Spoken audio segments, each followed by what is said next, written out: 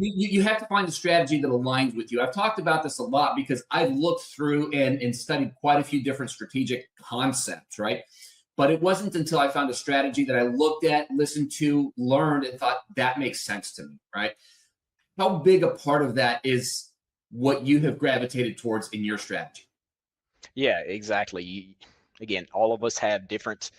For me, at my core, I'm a mean reversion trader, but at Mhm. the same time, what I teach my students is you really need to build your foundation based Mhm. on being a continuation trader. At the end of Right. the day, it's not that you have to take only continuation trades or that's the only thing you do, but that Mhm. really has to be your core. You have to be able to identify when the market is continuing, whenever it has momentum going in a certain direction, and again, if you don't want to trade that, that's fine. You want to trade mean reversion off of that, Mhm. that's fine. But you have to understand, you have to have enough of a core of continuation to understand, hey, I got to get out of here. This is going against me and I can't get run over. So yeah, I feel like you have to be able to, you got to be both. Because if you're a mean reversion trader and that's all you're looking at, you know what? Hey, guess what? You can do great with that. I had times where I would go, months, don't lose a trade, but guess Mhm. what? The mean reversion, being too mean reversion bias will Mhm. eventually catch up to you. You're going to have a day where the market is going to do something that just makes zero sense. It's just going to go insanity.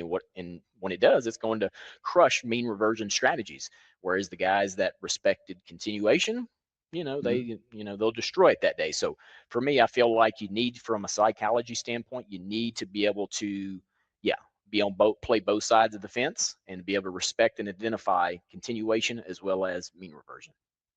Well, and I think that sort of comes down to the concept of having a general high level awareness of trading, market moves, what moves the market, liquidity, et cetera, and so on. So having a deeper understanding, even if it does not necessarily fit within the strategy of what you're looking for, we can all start off with pattern recognition as a strategy, but we need to understand what's going on behind those patterns in order for them to really resonate, at least in my opinion. And I think that's to a certain extent what you're saying is when you have a better understanding, you at least will know when to stay out of a trade or when to be more cautious or size down or whatever the case may be.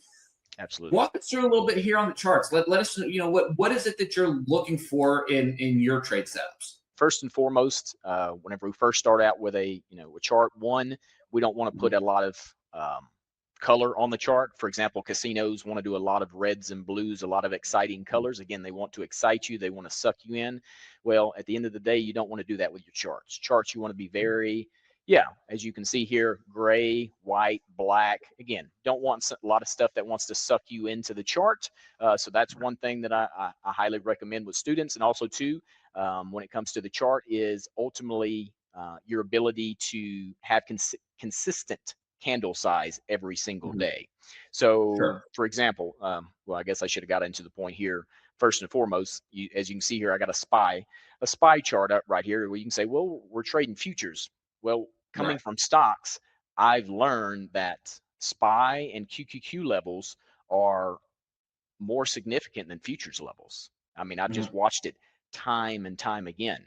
If you're ignoring SPY levels, you're trading, MES, or even M&Q or NQ, and you're sitting there Right. trying to get in trades and you're ignoring, very key levels on the SPY.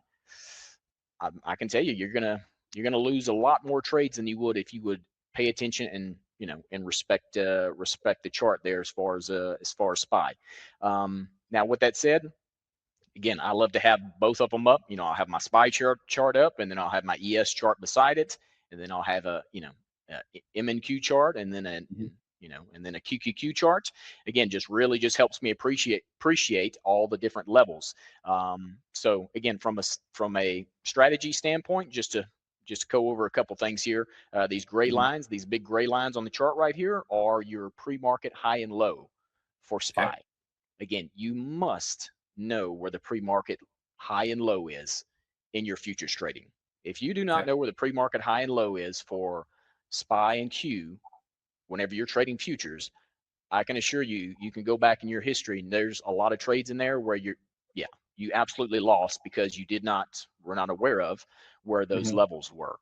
So, I mean, prime example this morning, let's just say you're a you know, an NQ trader. I know there's a lot of NQ traders out there. Well, if you Mhm. look at this NQ chart right here, this is an MNQ chart, but what I have on here is the London high and low, which a lot of Right. times your London high and low corresponds with your pre-market high and low. Okay. Right. So, and if you look here on your MNQ chart, look what the market did this morning. It came down to the literal tick of the pre-market low, QQQ I was pre-market there low for in that. London. Yeah, yeah, exactly. I mean, so situation there, you're absolutely, this is a situation where I'm all about playing off of these pre-market highs and Mhm. lows.